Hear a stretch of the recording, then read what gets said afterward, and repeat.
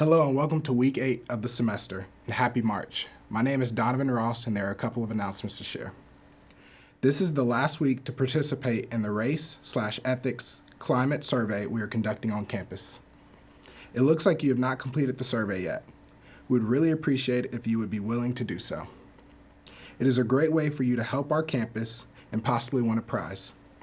Those who complete the survey by March 7th, 2021 will be entered for a chance to win one of the following prizes: Apple AirPod Pros, 2 tickets to the National Museum of African American History, and a $50 certificate to the Lipscomb bookstore.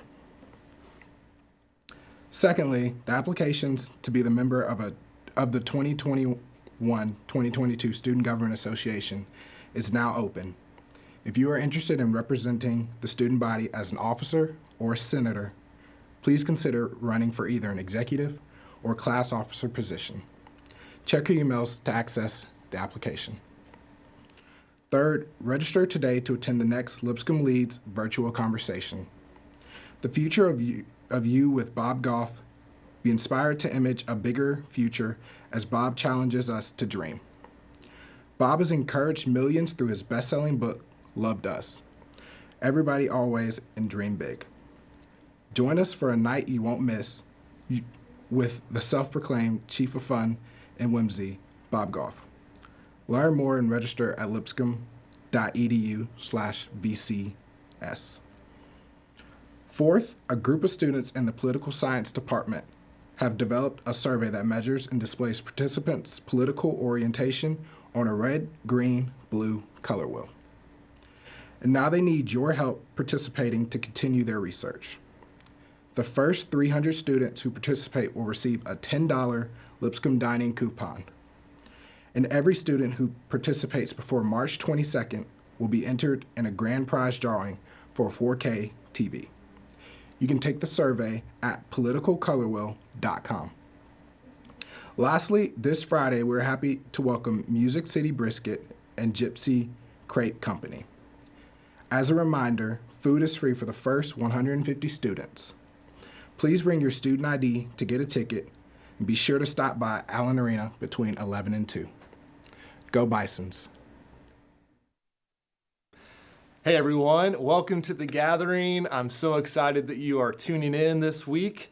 And I'm excited because we have a special treat for you this week. In 2008, Nate Hale graduated from Lipscomb University, which means that not that many years ago, he was a student just like you here at Lipscomb. And he sat down in one of the music rooms on campus and wrote a song called Psalm 13. And since he wrote that song, the song has actually exploded. It's gotten close to 1 million downloads and views through Spotify, iTunes, all those platforms.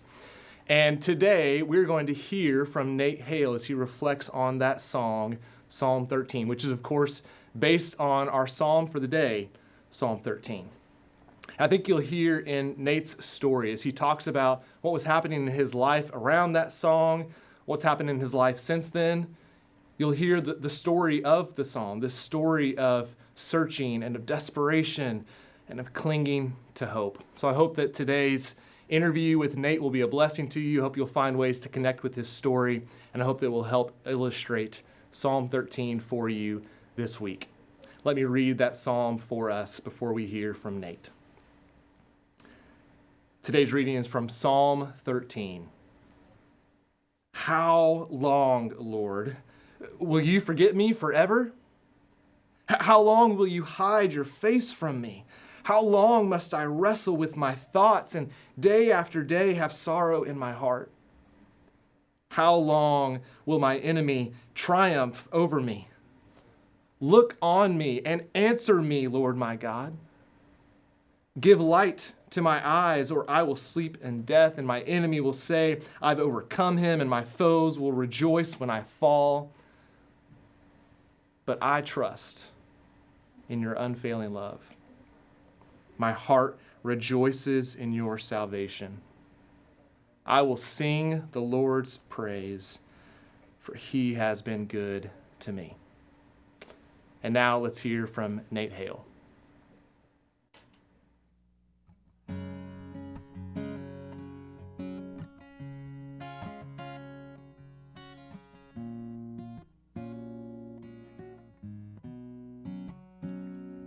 How long, oh Lord, will you forget me forever? How long, oh Lord, will you hide your face from me?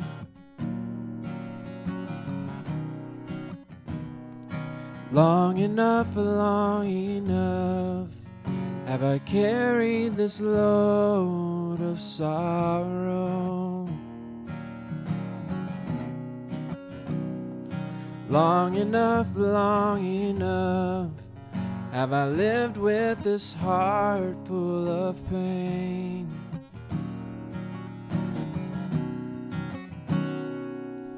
I want to look life in the eye. I'm tired of falling down on my face. I'm throwing myself into your loving arms, and now it's time to celebrate your rescue. So I will sing at the top of my lungs. Yes, I will sing of your unfailing love. Oh, for you have delivered me from the worst of my enemies. So I will sing to the Lord, for He has been good to me.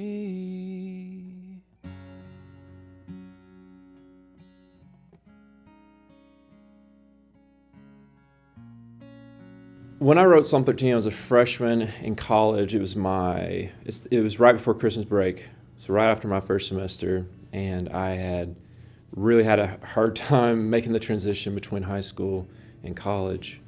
I really lost my sense of self coming into college. I had, played sports and done all these things in high school that I couldn't take with me, and I didn't know who I really was anymore. And I had, just some of those existential moments where you look at yourself in the mirror like, I don't know who I am. And it caused me a lot of struggle in my heart about who am I? Why am I here on this planet? I would pray prayers. I hear God is always hiring. The harvest is plenty, but the workers are few. And I wanted to work with Him. I wanted to be with Him. I wanted to be up to whatever He wanted me to be up to. But a lot of the dreams and things that I thought He had given to me, like I'm 6'5", I'm left-handed, I love to play baseball. Like, obviously this is what God wants from me, right? And then your elbow breaks while you're pitching, and then you break your hand 3 times your sophomore year, and then you tear your rotator cuff your junior year, and you show up to senior year, and you haven't really played ball in 3, and it just didn't work. I made the last out in the last game of baseball I ever played. And I just remember being like, it was soul crushing. And so when I got to college, I didn't know what I was doing. And I've been through a lot in my life, a lot of hard moments, from living in another country away from my friends and family, to getting cancer, to my mom being very sick, But nothing was as hard as that year, because I could get through all the hard stuff of life as long as I know who I am, what I'm here to do. I could put my head down and go. But when I didn't know who I was, that was worse than all of that. Identity is a hard, super scary thing to lose. And a lot of us put our identity in things that can be taken away very easily. We just don't realize it. So like I said, baseball, sports, all these relationships from high school, they all stayed back there. And it was very hard for me. And Psalm 13 was just a cry out to God. The reason that I was really drawn to Psalm 13 originally was because when I was asking a lot of those hard questions, I didn't know where God fit into all of that. And to be honest, I felt a little wrong about complaining to God or asking God about X, Y, and Z. I knew I had a good life.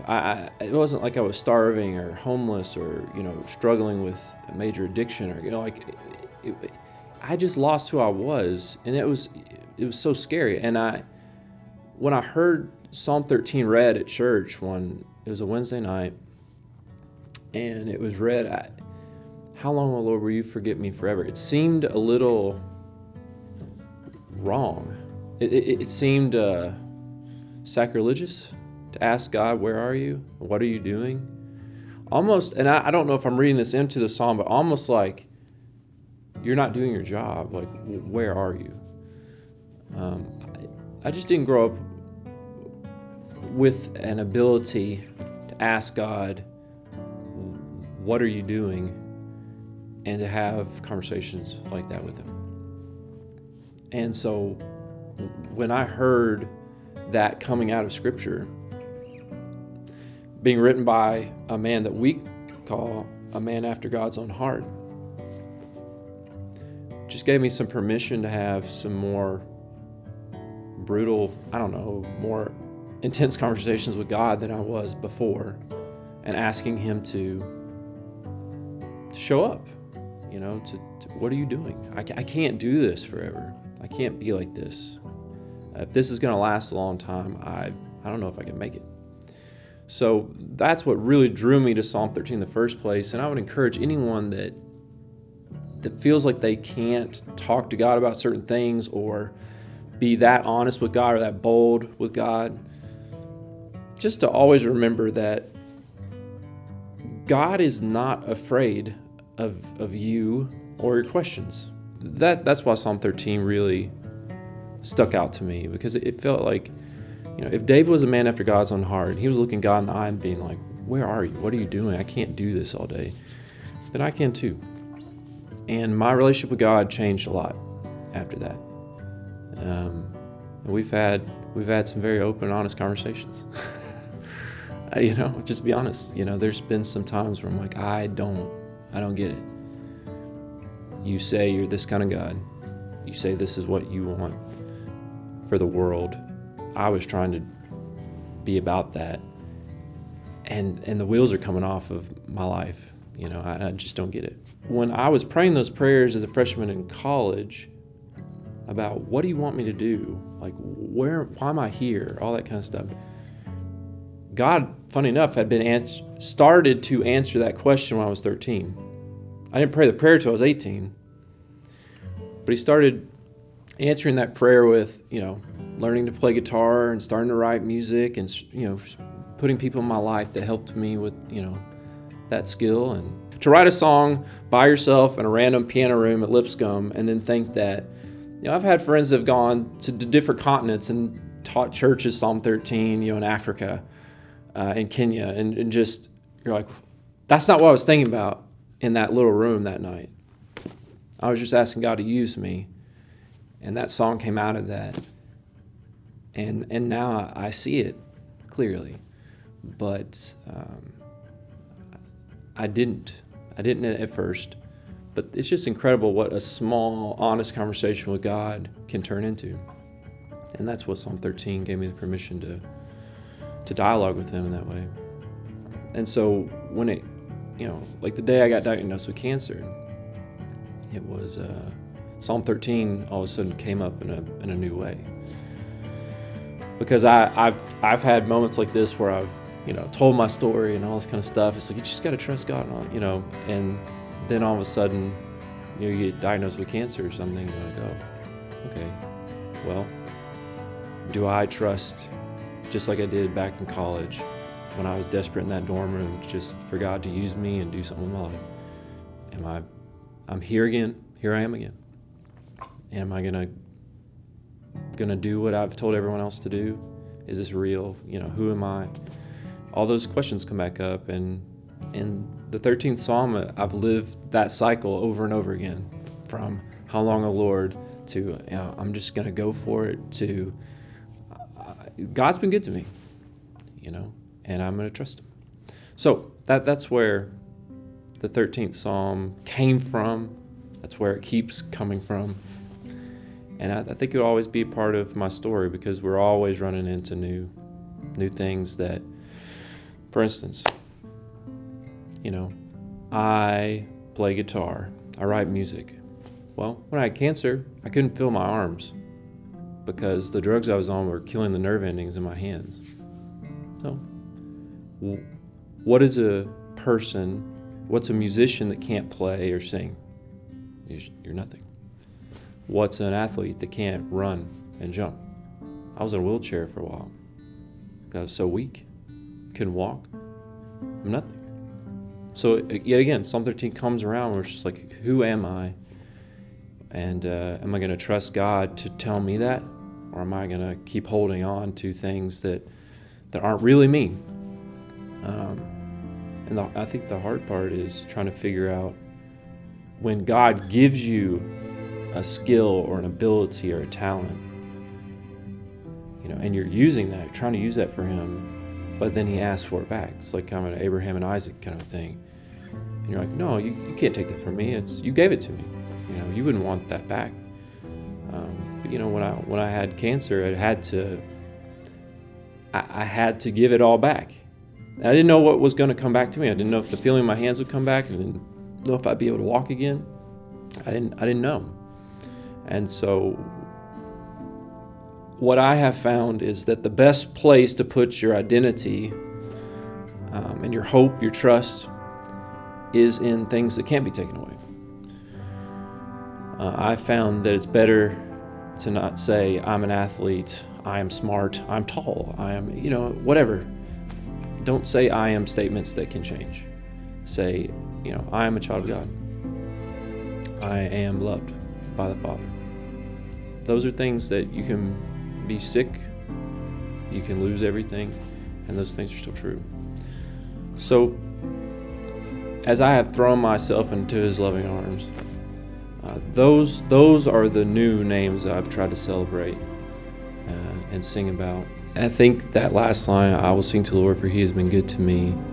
I think we've got to choose to believe that He is in control and that we can trust Him, that His way is better even when it doesn't seem like it. I was in the beginning of the psalm. I wanted to be at the end of the psalm, and I made the decision that the psalmist makes in the middle of the psalm of just like, I'm just gonna be positive. I'm gonna trust. I'm gonna go for it. I'm gonna jump. It's like jumping off a cliff without wings and just trusting that God's gonna teach you how on the way down. That was hard to trust, but I wouldn't have it any other way. It made me really, really, really cling to Him and figure out who I was in the midst of everything.